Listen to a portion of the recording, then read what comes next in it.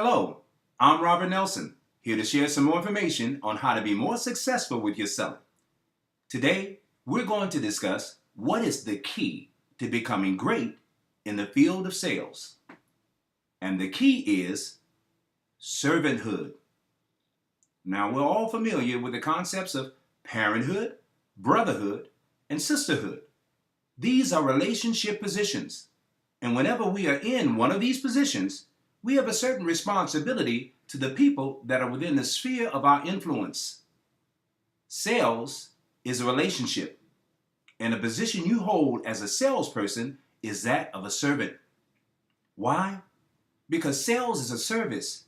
You are serving your customers, which makes you a servant. Now, I know that there's a natural resistance to the idea of considering yourself as a servant, primarily because of the negative connotations that we associate with servitude, such as slavery, oppression, and being taken advantage of.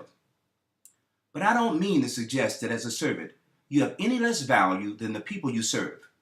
What I do mean to suggest is that if you can adopt this attitude of a servant, you can become much more effective in the service you render. What is the attitude of a servant?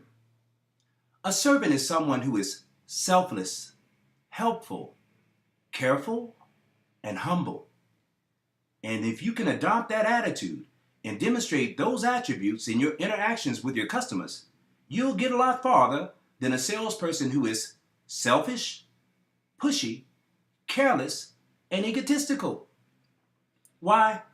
Because when people are spending their money, they want to be treated like kings and queens. They want to be waited on like royalty. And if you won't do it, they'll find someone who will. So here's an idea that can help you shift your focus so that you can function as a servant without losing your dignity. According to the law of karma, whenever you serve another person, you are actually serving yourself indirectly. And the quality of service that you give to others will determine the quality of service you receive. So to help you remember this idea, here is your word for today. If you will do unto others as you would have them do unto you, what you would have them do unto you shall be done.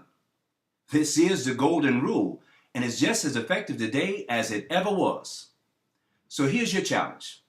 Over the course of the next week, I want you to practice being more effective in your position of servanthood.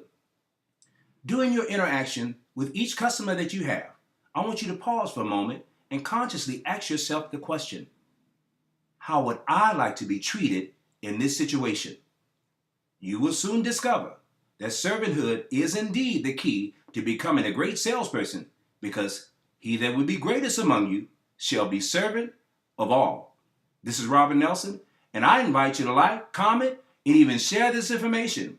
And stay tuned for more tips on how to be more successful with your selling. Thank you.